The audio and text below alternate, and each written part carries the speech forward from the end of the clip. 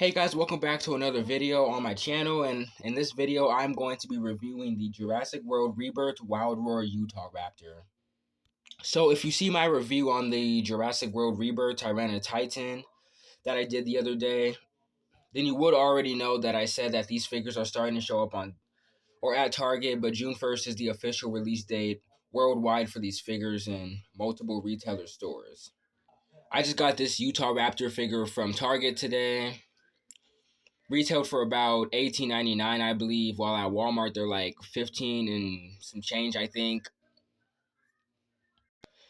I've wanted a Mattel Utahraptor for a very long time, and I love this figure ever since it was revealed, and now that I finally have it in hand, it's a solid.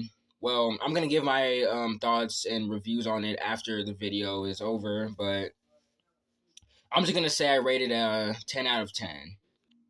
But let's get into the review. So starting up here at the head of our Utahraptor, it has some white under its eyes right here. It has a nice yellow eye. And it does look like it has a black pupil, but it wouldn't really make too much sense to give it a black pupil because its whole entire like snout section and its entire jaw is that black color. We have some nice like cracks and creases for the snout and stuff. But I really like this white they did under the eye. That's so cool. We have some nice feathering detail on top of the head that goes all the way down here.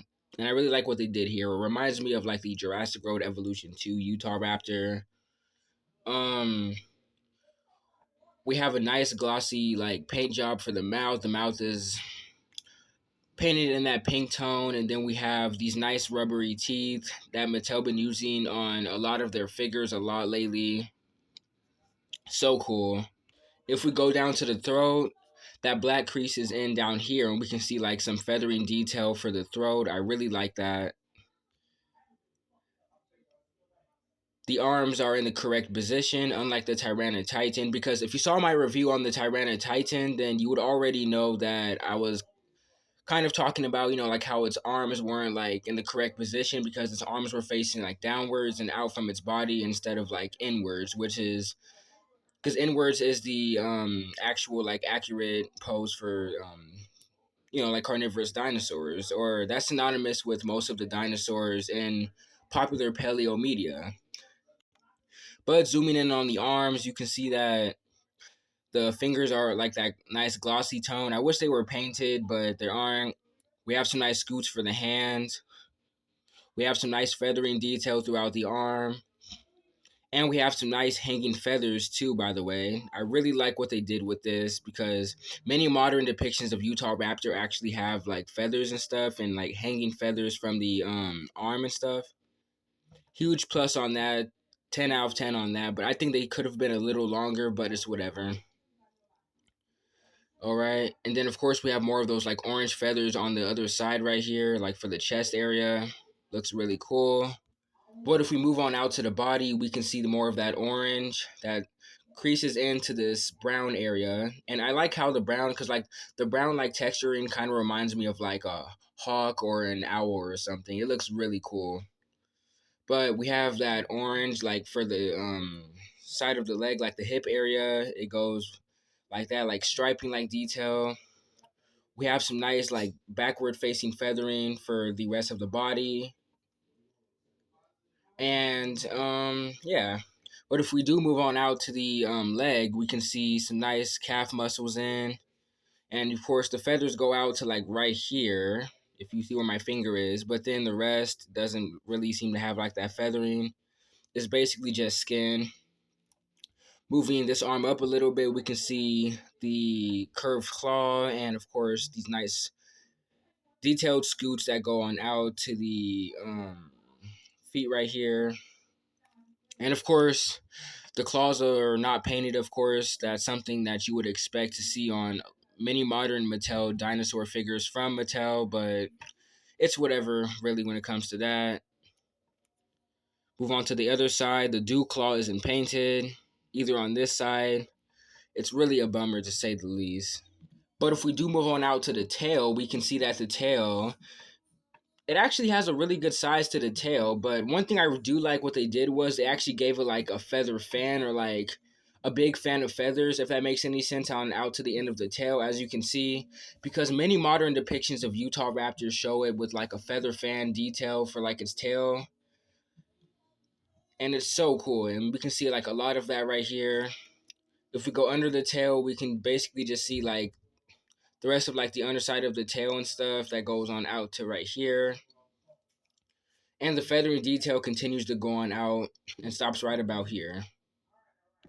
If we move under the body, the underside, we can just see the sound button because this is an electronic figure.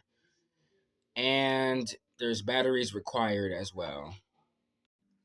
And by the way, under the feet show the Jurassic World trademark logo right here. And the scan code right here. Because just like the Tyranititan and every other Jurassic World Rebirth figure, the scan codes are going back under the feet, and they do have the same look that they've had previously. I'm so happy they went back to that. But yes, and moving in on the scan code, here it is in case you want to scan it into the app. Now, just like in my Tyranititan video, I did state that the Jurassic World Facts app, or as it's now called Play app, didn't update yet. They still has to update. I think it's going to be June 1st, though, because June 1st, of course, is the official release date for these figures. But when it does update and you don't have this figure yet, you can scan it into the app, and you can... I think what the new update is going to be, you can play like a land, sea, and air like game and stuff. Because, of course, we're going to see that in the movie, you know, like with the Titanosaurus as being the largest land creature, Quetzalcoatlus being the largest creature in the sky, and the largest creature in the sea would be the Mosasaurus. And then lastly, just moving on top of the figure, nothing really much. Nice detailing, nice feathers going backwards, all that good stuff. But I really do like the head sculpt. The head sculpt looks like very like long and like slender, if that makes any sense. Probably doesn't make any sense, but yeah. But this white under the eye is very cool. But of course, as I just said earlier, it doesn't make too much sense to give it a black pupil because like half of the head of the figure is already black. So it wouldn't make too much sense to give it a black pupil. It just wouldn't. Now, the Utahraptor actually does have another figure, not from this line, but from the previous Kenner line. Now, if you guys are an adult collector watching this, then you would probably know about Kenner and their figures and stuff. And they actually did have a Utahraptor. It was based off of the like retro depictions of Utahraptor, and I actually like the retro depictions of Utahraptor. And I do like the retro depictions of dinosaurs in general, but there was a Mattel, I mean, no, not a Mattel, a Kenner Utahraptor released for that line. It's a little bit bigger than this one, and of course, I don't have it, but it had overly sized, like, hands and stuff. And it was kind of in the same coloration, but except it was like a orange yellow, mostly orange, with like black stripes. Kind of like a cheetah or a jaguar or something, kind of like coloring on that one. But as far as comparisons go, here it is next to Darius from Chaos Theory, and as you can see, it pretty much dwarfs him. I know the size of it isn't accurate because, of course, it's in that Wild Roar, Roryvore, like size range, Roar attack. We've had many different names for these kind of figures from the Mattel Jurassic line. But as you can see, it still dwarfs him, as I just said. But here it is compared with the recent Tyranititan I was talking about. And if you guys haven't seen my review for the Tyranititan, then definitely go check it out because, in my opinion, it's probably like one of my best reviews I've done in a while. Probably not because, well, you know, for obvious reasons. But as you can see, the Utahraptor is close to being the same size as the Tyranititan, which is very embarrassing because the Tyranititan would have dwarfed Utahraptor in real life. But hey, this is Mattel we're talking about, so the sizes of the figures aren't always going to be accurate. But as you can see, they do look good next to each other. And again, definitely go check out my review on the Tyranititan because it's a very good review, I think. And I did get into a lot of detail about this figure. So yeah, definitely go check it out. But here it is compared with another Wild Roar figure. Here it is compared with the Parasaurolophus from Jurassic World Chaos Theory, the Wild Roar one, the bioluminescent one. And I still consider this to be like one of the best like Mattel Parasaurolophuses out there. And as you can see, it's around the same size as the Utahraptor because of course the Utahraptor Considering it's a wild roar figure, it sits in that Rory Roar, Wild Roar, Sound Strike. We've had basically many different names for this line now, but yeah, as you can see, they're around the same size as well. But of course, in real life, Parasaurolophus would have also dwarfed Utahraptor. But again, this is Mattel we're talking about. Now, just like the Tyrannatitan, here is another early Cretaceous species. Just like the Utahraptor, we also have the Suchomimus right here from Chaos Theory. And as you can see, of course, Suchomimus does dwarf the Utahraptor, which is very, very impressive. I mean, not size accurate, just like the last two figures I compared it to, but still definitely a good comparison that I thought would be cool. And yeah, Suchomimus, of course, did live in the early Cretaceous, so yeah. Mattel been doing a lot of early Cretaceous species lately. And here it is compared with another figure that I'm going to be reviewing soon as well, and that I also got today alongside the Utahraptor. Here is the gigantic thrashers, Eotriceratops compared next to it, and as you can see, they're almost around the same size, but of course the Eotriceratops does have more body mass to it, of course, considering it's a ceratopsian, and ceratopsians are often depicted to be big and bulky. But yeah, again, as you can see, they look really good next to each other. As far as articulation goes, now without spoiling the action feature, the mouth can move, but if you let go of it, it's gonna go right back down because it's a part of the action feature, of course, and the neck can move up and down like that, and of course you do get some rotating, but of course that falls into the action feature as well for the neck. As you can see, it's also on a ball joint. The arms can move out from the body because they're on a ball joint, so you can move it out like that, like it's a bird flying. You can move the arms up and down.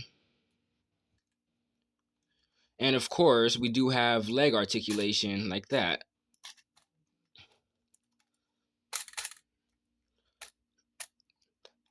They're kind of on a ratchet joint, if that makes any sense, but yeah. And we do have useless tail rotation.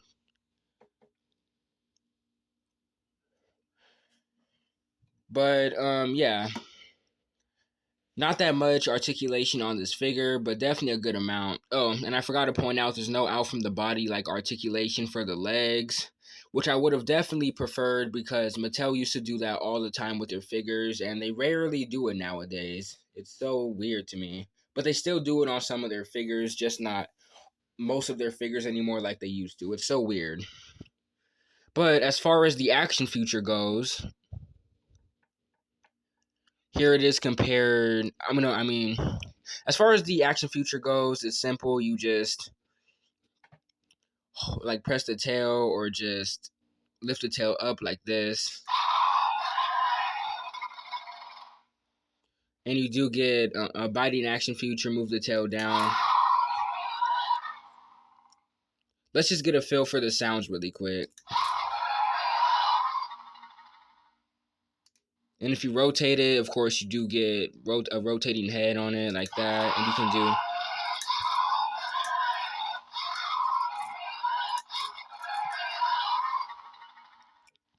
I really do like the sounds on it, but I could have sworn I heard an Indoraptor sound in it as well. I don't really know. Yeah, that one right there.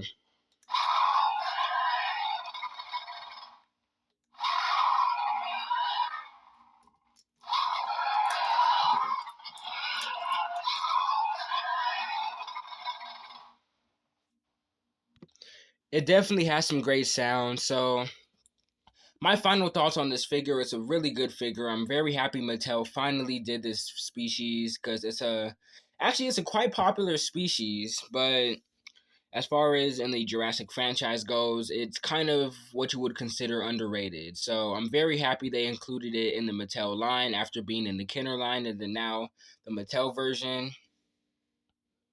And yeah, I also hope to see the Kenner version in the Mattel line sometime soon down the line as well. Maybe even in the recent Reimagined line. But yeah, this figure, as I said in the beginning of the video, was a solid 10 out of 10. It's a good figure. I highly recommend you go pick it up. And my flashlight just went off. But yeah, if you enjoyed this video, please like, share, comment, and subscribe, and I will see you guys in the next review. Thank you for watching.